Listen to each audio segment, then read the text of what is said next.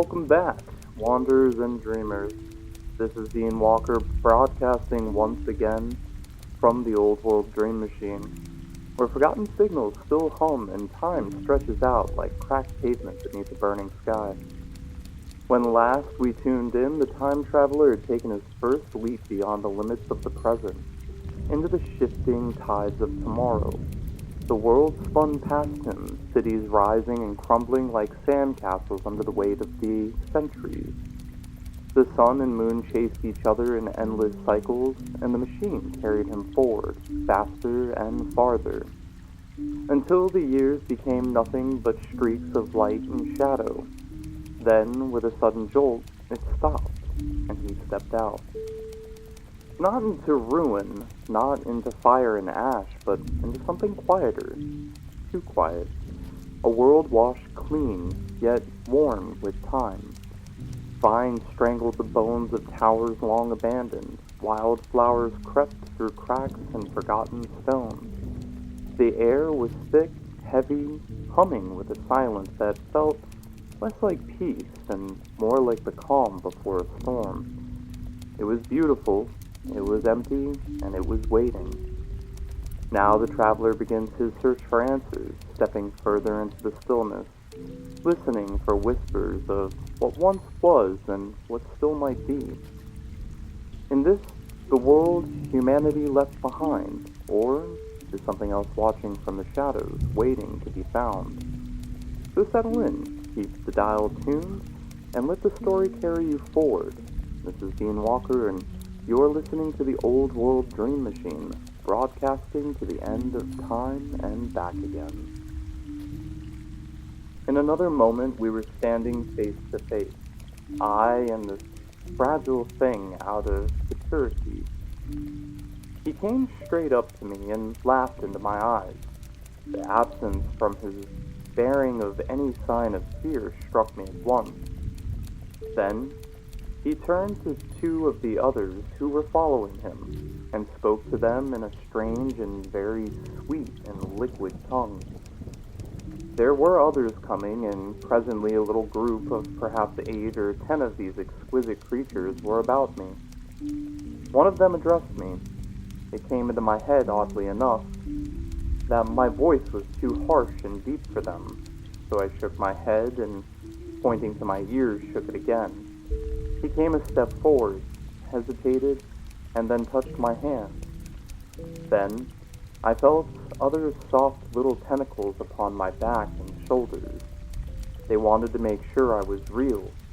There was nothing in this at all alarming. Indeed, there was something in these pretty little people that inspired confidence. A graceful gentleness, a certain childlike ease. And besides, they looked so frail that I could fancy myself flinging the whole dozen of them about like ninepins. But I made a sudden motion toward them, and I warned them when I saw their little pink hands feeling at the time machine. Happily then, when it was not too late, I thought of a danger I had hitherto forgotten, and reaching over the bars of the machine, I unscrewed the little levers that would set it in motion, and put these in my pocket. Then I turned again to see what I could do in the way of communication, and then looking more nearly into their features, I saw some future peculiarities in their Dresden China type of prettiness. Their hair, which was uniformly curly, came to a sharp end at the neck and cheeks. There was not the faintest suggestion of it on the face, and their ears were singularly minute. The mouths were small, with bright red rather than lips, and the little chins ran to a point. The eyes were large and mild, and this may seem egotism on my part. I fancied even that there was a certain lack of the interest I might have expected in them, as they made no effort to communicate with me, but simply stood round me, smiling and speaking in soft cooing notes to each other. I began the conversation.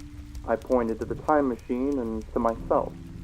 Then, hesitating for a moment, how to express time, I pointed to the sun. And once a quaintly pretty little figure in checkered purple and white followed my gesture, and then astonished me by imitating the sound of thunder. For a moment I was staggered, though the import of this gesture was plain enough. The question had come into my mind abruptly. Were these creatures fools? You may hardly understand how it took me. You see, I had always anticipated that the people of the year 802,000 odd would be incredibly in front of us in knowledge, art, everything. Then one of them suddenly asked me a question that showed him to be on the intellectual level of one of 4 or 5-year-old children. Asked me, in fact, if I had come from the sun in a thunderstorm. It let loose the judgment I had suspended upon their clothes. They are frail, light limbs and fragile features. A flow of disappointment rushed across my mind. For a moment, I felt that I had built the time machine in vain.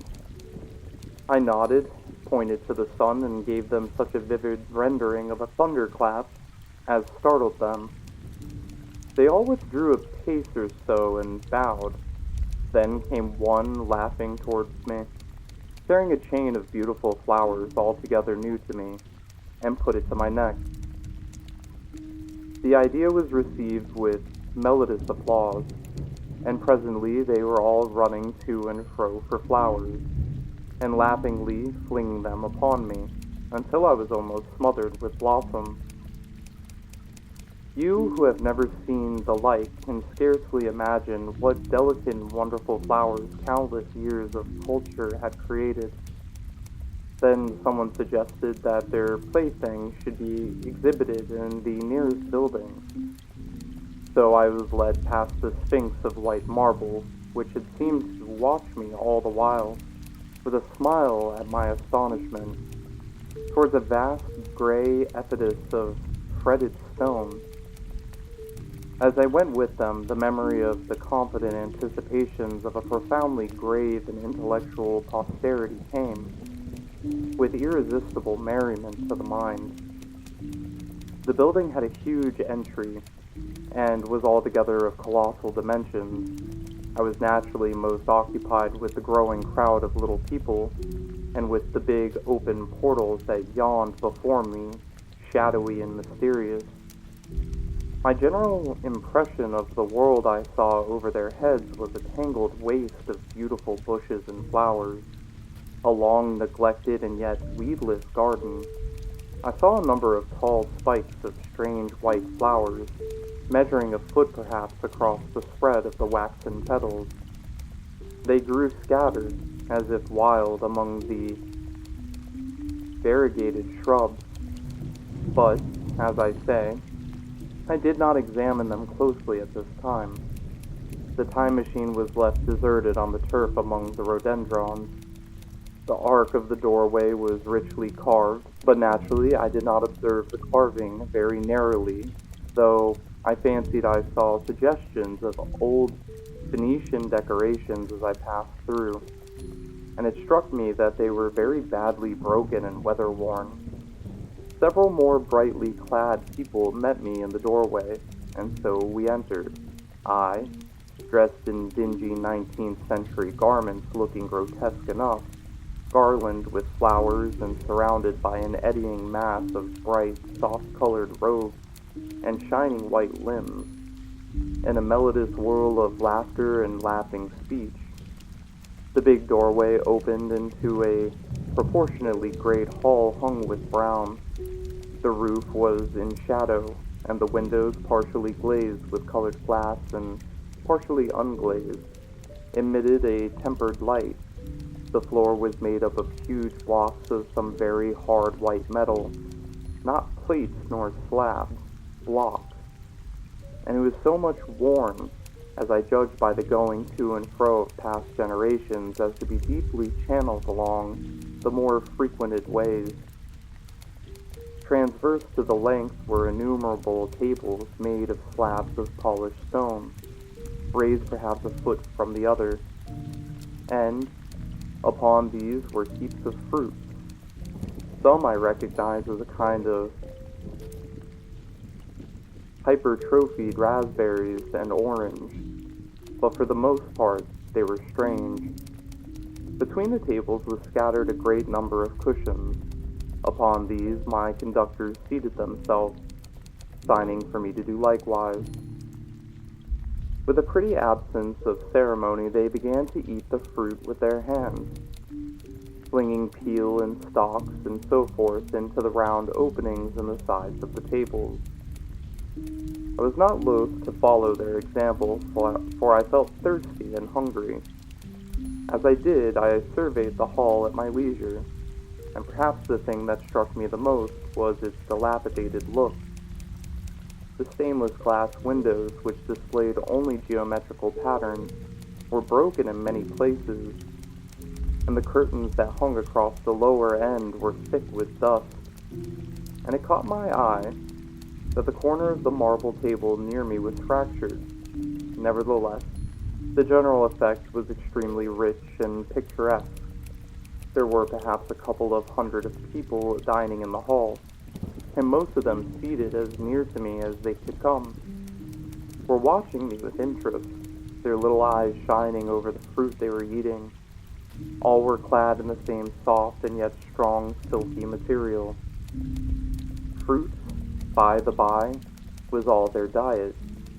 These people of the remote future were strict vegetarians, and while I was with them, in spite of some carnal cravings, I had to be frugivorous also.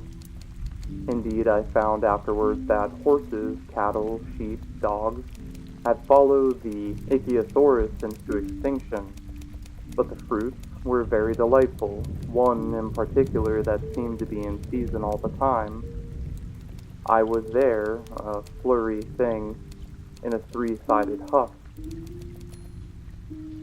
was especially good, and I made it my staple. At first I was puzzled by all these strange fruits and by the strange flowers I saw, but later I began to perceive their import. However, I am telling you of my fruit dinner in the distant future now. So soon as my appetite was a little checked, I determined to make a resolute attempt to learn the speech of these new men of mine. Clearly, that was the next thing to do. The fruit seemed a convenient thing to begin upon, and holding one of these up as I began a series of interrogative sounds and gestures, I had some considerable difficulty in conveying my meaning. At first, my efforts met with a stare of surprise or an inextinguishable laughter, but presently a fair-haired little creature seemed to grasp my attention and repeated a name. They had to chatter and explain the business at a great length to each other, and my first attempts to make the exquisite little sounds of their language caused an immense amount of amusement. However, I felt like a schoolmaster amidst children, and persisted, and presently I had a score of noun substantives, at least at my command, and then I got to demonstrative pronouns, and even the verb to eat. But it was slow work, and the little people soon tired and wanted to get away from my interrogation. So I determined, rather of necessity, to let them give their lessons in little doses when they felt inclined, and very little doses I found they were before long. For I never met people more indolent or more easily fatigued. A queer thing I soon discovered about my little hosts, and that was their lack of interest. They would come to me with eager cries of astonishment, like children, but like children they would soon stop examining me and wander away after some other toy, the dinner and conversational beginnings ending. I noted for the first time that almost all those who had surrounded me at first were gone. It is odd, too, how speedily I came to disregard these little people. I went out through the portal into the sunlit world again as soon as my hunger was satisfied. I was continually meeting more of these men of the future who would follow me a little distance, chatter and laugh about me, and, having smiled and gesticulated in a friendly way, leave me again to my own devices. The calm of evening was upon the world as I emerged from the great hall, and the scene was lit by the warm glow of the setting sun. At first, things were very confusing. Everything was so entirely different from the world I had known, even the flowers. The big building I had left was situated on the slope of a broad river valley, but the Thames had shifted perhaps a mile from its present position. I resolved to mount to the summit of a crest, perhaps a mile and a half away, from which I could get a wider view of this, our planet, in the year 802,701 AD. For that, I should explain, was the date the little dials of my machine recorded. As I walked, I was watching for every impression that could possibly help to explain the condition of ruinous splendor in which I had found the world. For ruinous it was. A little way up the hill, for instance, was a great heap of granite, bound together by masses of aluminum, a vast labyrinth of precipitous walls and crumpled heaps, amidst which were thick heaps of very beautiful pagoda-like plants, nettles possibly, but wonderfully tinted with brown about the leaves, and incapable of stinging. It was evidently the derelict remains of some vast structure. To what end built I could not determine. It was here that I was destined, and, a later date, to have a very strange experience. The first intimation of a still stranger discovery, but of that I will speak in its proper place.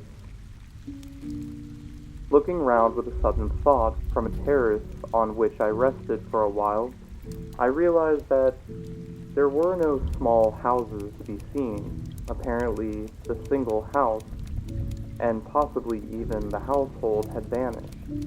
Here and there amongst the greenery were palace-like buildings, but the house and the cottage, which formed such characteristic features of our own English landscape, had disappeared. Communism, said I to myself, and on the heels of that came another thought. I looked at the half-dozen little figures that were following me. Then, in a flash, I perceived that all had the same form of costume, the same soft, hairless visage, and the same girlish rotundity of limb. It may seem strange, perhaps, that I had not noticed this before, but everything was so strange. Now, I saw the fact plainly enough. In costume, and in all the differences of texture and bearing that now mark off the sexes from each other, these people of the future were alike, and the children seemed to my eyes to be but the miniatures of their parents. I judged, then, that the children of that time were extremely precocious, physically at least, and I found afterwards abundant verification of my opinion. Seeing the ease and security in which these people were living, I felt that this close resemblance of the sexes was, after all, what one would expect. For the strength of a man and the softness of a woman, the institution of the family, and the differentiation of occupations are mere militant necessities of an age of physical force. Where population is balanced and abundant, much childbearing becomes an evil rather than a blessing to the state. Where violence comes but rarely and offspring are secure, there is less necessity, indeed, there is no necessity, for an efficient family. And the specialization of the sexes, with reference to their children's needs disappeared. We see some beginnings of this even in our own time, and in this future age it was complete. This, I must remind you, was my speculation at the time. Later, I was to appreciate how far it fell short of the reality. While I was musing upon these things, my attention was attracted by a pretty little structure, like a well under a cupola. I thought, in a transitory way, the oddness of wells still existing, and then resumed the thread of my speculations. There were no large buildings towards the top of the hill, and as my walking powers were evidently miraculous, I was presently left alone for the first time. With a strange sense of freedom and adventure, I pushed on up to the crest. There I found a seed of some yellow metal that I did not recognize, corroded in places with a kind of pinkish rust, and half smothered in soft moss. The armrest cast and filed into the resemblance of griffins' heads. I sat down on it and I surveyed the broad view of our old world under the sunset of the long day. It was as sweet and fair as a view I have ever seen. The sun had already gone below the horizon and the west was flaming gold, touched with some horizontal bars of purple and crimson. Below was the valley of the Thames, in which the river lay like a band of burnished steel. I have already spoken of the great palaces dotted about among the variegated greenery, some in ruins and some still occupied. Here and there rose a white or silvery figure in the waste garden of the earth. Here and there came the sharp vertical line of some cupola or obelisk. There were no hedges, no signs of proprietary right, no evidence of agriculture. The whole earth had become a garden. Still watching, I began to put my interpretation upon the things I had seen. And as it shaped itself to me that evening, my interpretation was something in this way. Afterwards, I found I had got only a half-truth, or only a glimpse of one facet of the truth. It seemed to me that I had happened upon humanity upon the wane. The ruddy sunset set me thinking of sunset of mankind. For the first time, I began to realize an odd consequence of the social effort in which we are at present engaged. And yet, come to think, it is a logical consequence enough. Strength is the outcome of need. Security sets a premium on feebleness. The work of ameliorating the conditions of life, the true civilizing process that makes life more and more secure, had gone steadily on to a climax. One triumph of a united humanity over nature had followed another. Things that are now mere dreams had become projects deliberately put in hand and carried forward, and the harvest was what I saw. After all, the sanitation and the agriculture of today are still in the rudimentary stage.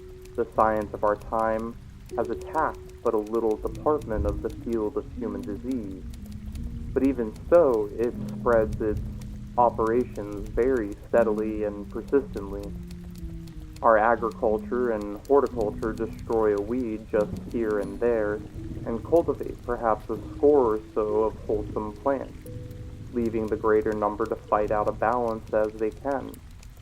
We improve our favorite plants and animals, and how few they are, gradually by selective breeding. Now a new and better peach, now a seedless grape, now a sweeter and larger flower, now a more convenient breed of cattle. We improve them gradually because our ideals are vague and tentative, and our knowledge is very limited because nature, too, is shy and slow in our clumsy hands. Someday all this will be better organized, and still better. That is the drift of the current in spite of the eddy. The whole world will be intelligent, educated, and cooperating. Things will move faster and faster towards the subjugation of nature. In the end, wisely and carefully, we shall readjust the balance of animal and vegetable life to suit our human needs. This adjustment, I say, must have been done, and done well, done indeed for all time. In the space of time across which my machine had leaped, the air was free from gnats, the earth from weeds or fungi. Everywhere were fruits and sweet and delightful flowers. Brilliant butterflies flew hither and thither. The ideal of preventative medicine was attained. Diseases had been stamped out. I saw no evidence of any contagious diseases during all my stay, and I shall have to tell you later that even the process of putrefaction and decay had been profoundly affected by these changes. Social triumphs, too, had been affected. I saw mankind housed in splendid shelters, gloriously clothed, and as yet I had found them engaged in no toil. There were no signs of struggle, neither social nor economical struggle. The shop, the advertisement, traffic, all that commerce which constitutes the body of our world was gone. It was natural, on that golden evening, that I should jump at the idea of social paradise. The difficulty of increasing population had been met, I guessed, and population had ceased to increase. But with this change in condition comes inevitably adaptations to the change. What, unless biological science is a mass of errors, is the cause of human intelligence and vigor? Hardship and freedom? Conditions under which the active, strong, and subtle survive, and the weaker go to the wall. Conditions that put a premium upon the loyal alliance of capable men, upon self-restraint, patience, and decision, and the institution of the family, and the emotions that arise therein. The fierce jealousy, the tenderness for offspring, parental self-devotion, all found their justification and support in the imminent dangers of the young. Now, where are these imminent dangers? There is a sentiment arising, and it will grow against connubal jealousy, against fierce maternity, against passion of all sorts. Unnecessary things now, and things that make us uncomfortable, savage survivals, discords in a refined and pleasant light. I thought of the physical slightness of the people, their lack of intelligence, and those big, abundant ruins, and it strengthened my belief in a perfect conquest of nature. For after the battle comes quiet. Humanity had been strong, energetic, and intelligent, and had used all of its abundant vitality to alter the conditions under which it lived. And now came the reaction of the altered conditions. Under the new conditions of perfect comfort and security, that restless energy, that with us is strength, would become weakness. Even in our own time, certain tendencies and desires, once necessary to survival, are a constant source of failure. Physical courage and the love of battle, for instance, are no great help, may even be a hindrance to a civilized man. And in a state of physical balance and security, power, intellectual as well as physical, would be out of place. For countless years I judged there had been no danger of war or solitary violence, no danger from wild beasts, nor wasting disease to require strength of constitution, no need of toil for such a life. What we should call the weak are as well equipped as the strong. and indeed no longer weak. Better equipped indeed they are, for the strong would be fretted by an energy for which there was no outlet. No doubt the exquisite beauty of the buildings I saw was the outcome of the last surgings of the now purposeless energy of mankind, before it settled down into perfect harmony with the conditions under which it lived. The flourish of that triumph which began the last great peace. This has never been the fate of energy and security. It takes to art and the eroticism, and then come languor and decay. Even this artistic impetus would at last die away, had almost died in the time I saw. To adorn themselves with flowers, to dance, to sing in the sunlight, so much was left of the artistic spirit, and no more. Even that would fade in the end into a contented inactivity. We are kept keen on the grindstone of pain and necessity, and it seemed to me that here was the hateful grindstone broken at last. As I stood there in the gathering dark, I thought that in this simple explanation I had mastered the problem of the world, mastered the whole secret of these delicious people.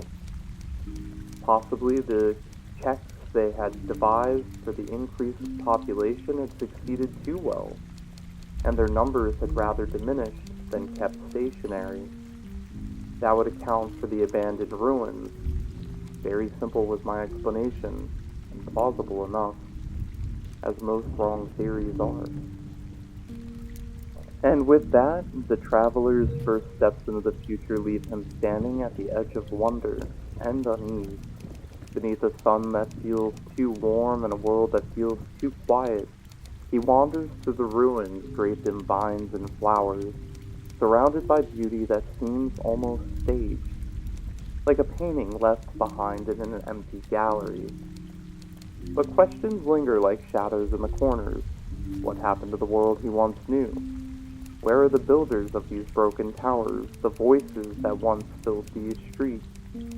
Is this paradise, or is it just the surface of something darker, something buried beneath the earth waiting to rise? For now, the traveler is left to explore and to wander, but curiosity is a dangerous thing when the answers are hidden too deep to see, and even deeper to escape. Thank you, as always, for joining me tonight as we continue unraveling the mysteries of H.G. Wells' The Time Machine. This is Dean Walker, and you've been listening to the Old World Dream Machine, broadcasting from the edge of time itself, for those who still dare to dream. Until next time, keep your lights low, your thoughts steady, and your eyes on the horizon. The story is just beginning.